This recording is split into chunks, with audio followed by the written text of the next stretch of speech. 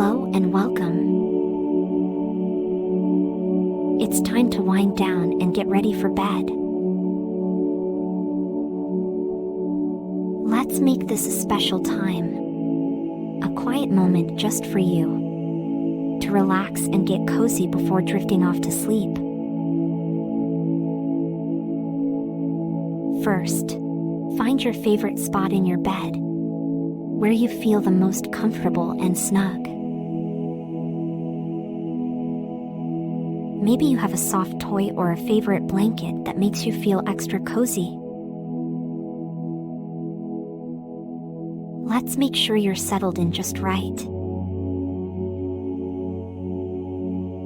Now, let's take a deep breath in together. Breathe in slowly through your nose, feeling the air fill your lungs, and then gently breathe out through your mouth. Let's do that one more time. Breathe in, filling up with calmness, and breathe out, releasing any worries or busy thoughts from the day. As you lay there, let's imagine your body becoming lighter with each breath. With every inhale, think of drawing in peace and quiet. And with every exhale, imagine letting go of any tension or restlessness. Feel your body sinking softly into your bed, becoming more and more relaxed. Now, let your feet relax. Imagine them feeling soft and light. Then, let that feeling move up to your legs, allowing them to rest comfortably. Let this wave of relaxation gently rise to your tummy, your chest, making you feel calm and at ease. Now, let your shoulders drop a little. Feeling any tightness just melt away. Let your arms and hands become soft and loose, resting peacefully. Lastly, let your face relax. Imagine your forehead becoming smooth, your eyes soft and gentle, and your mouth slightly smiling as you feel completely relaxed and happy in your cozy bed. Now that you're all snuggled up and relaxed, let's get ready to embark on a wonderful story adventure, filled with courage, faith, and a heart full of dreams. But remember, as we journey through the story, keep this feeling of peace and calm with you, letting it guide you into a night of sweet, wonderful dreams. Are you ready? Let's begin our story, knowing that you're safe, relaxed, and ready for a night filled with adventure and dreams. Here we go, little adventurers. Let's dream together. Our adventure into the story of Shadrach, Meshach, and Abednego unfolds in the book of Daniel chapter 3, within the sacred pages of the Bible. In the ancient, bustling city of Babylon, nestled between the Tigris and Euphrates rivers, there once lived 3 young Jewish men named Shadrach, Meshach, and Abednego. Babylon, with its towering ziggurats and majestic palaces, was a place of great opulence and grandeur, where the king, Nebuchadnezzar, ruled with an iron fist.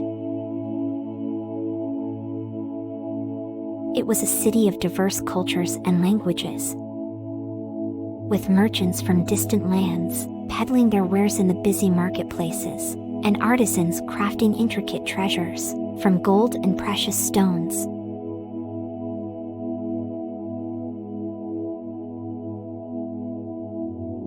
In the heart of the ancient city of Babylon, among its bustling streets and towering structures, stood a golden statue, a marvel to behold.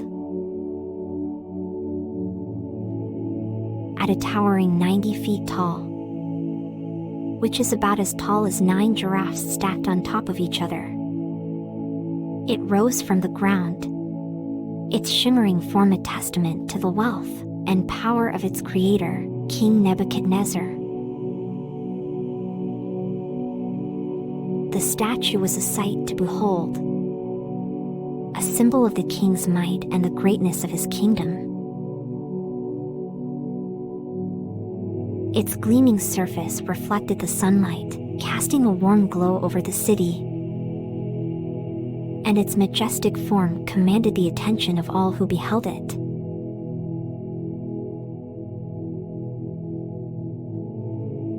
The king sent a message for everyone to come to the dedication of his statue. When everyone had assembled, it was declared that people of all races, nations, and languages would bow before the statue and worship King Nebuchadnezzar's statue when they heard the sound of musical instruments. If anyone refused, they would be thrown into a fiery furnace.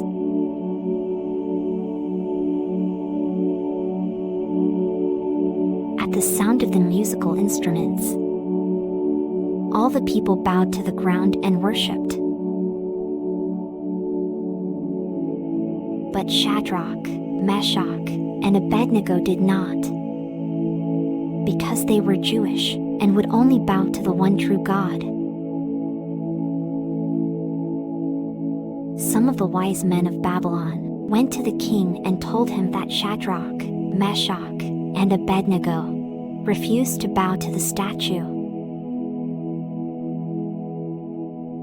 This made the king very angry, and he asked Shadrach, Meshach, and Abednego if it was true that they would not bow to the statue.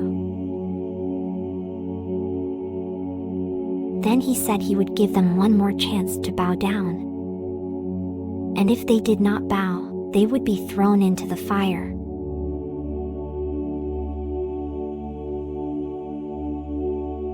Shadrach, Meshach, and Abednego replied that they didn't need to defend themselves against the king. They said, "If we are thrown into the blazing furnace, the God whom we serve is able to save us. He will rescue us from your power, your majesty. But even if he doesn't, we want to make it clear to you, your majesty, that we will never serve your gods or worship the gold statue you have set up."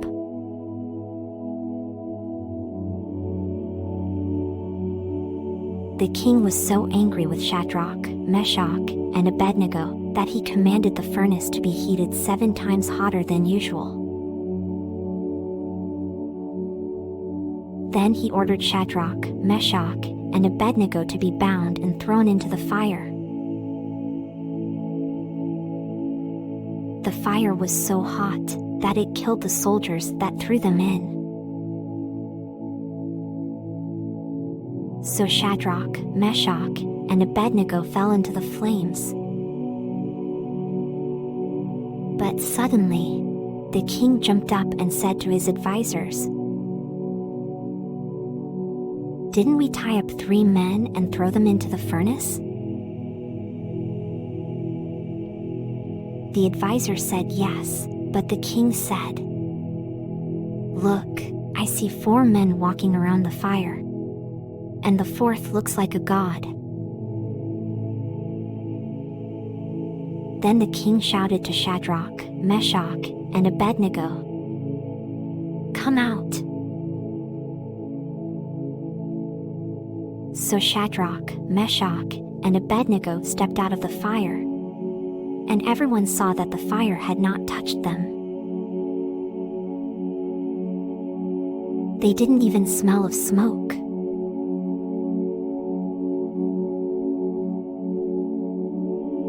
Then Nebuchadnezzar praised the one true God of Shadrach, Meshach, and Abednego, who had rescued them from the fire. And the king made a new command, that anyone who spoke a word against the God of Shadrach, Meshach, and Abednego would be greatly punished. Then he promoted Shadrach, Meshach, and Abednego in his kingdom. Shadrach, Meshach, and Abednego trusted in God and were willing to die rather than worship any god but their own God.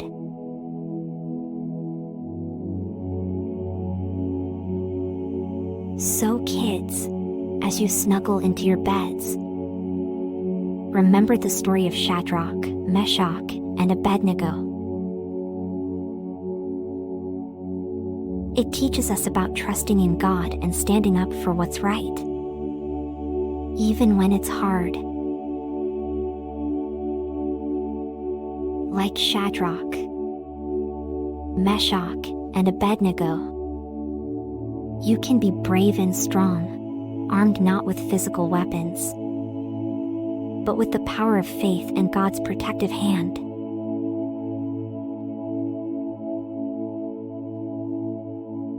Always stay true to your beliefs, keep your faith strong, and remember, with God by your side, there's no obstacle you cannot overcome.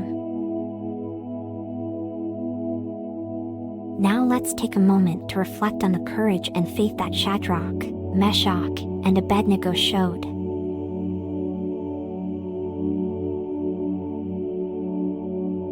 It's time now to talk to God in our own special way through a prayer.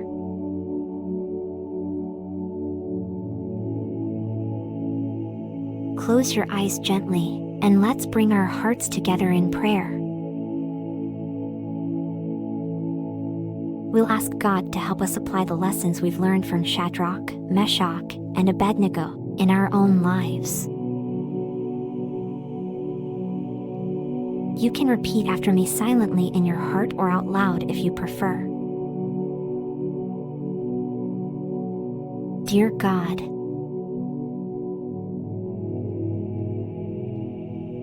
as we settle into our beds tonight, we thank you for the story of Shadrach, Meshach, and Abednego, a tale of courage and trust in you.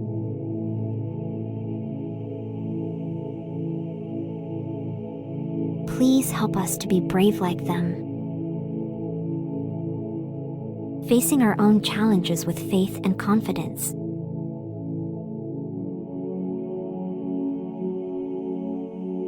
Teach us to trust in you, no matter how big our challenges seem.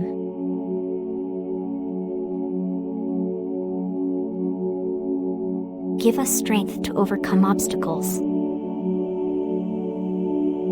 and wisdom to choose the right path.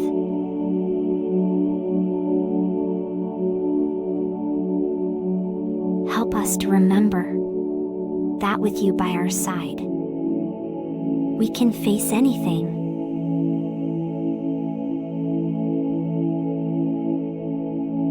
Bless us with peaceful sleep and inspire us to live with courage and faith every day.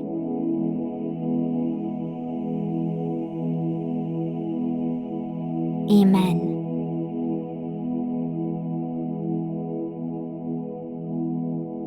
There we go, kids. With our hearts full of hope and our minds at peace, let's snuggle down into our pillows, feeling safe and loved. God is watching over us, just as he did with Shadrach, Meshach, and Abednego.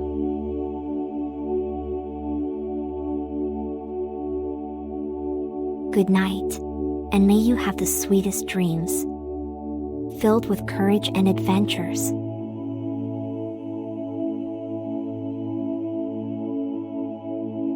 Sleep well, knowing you're never alone, for God is always with you.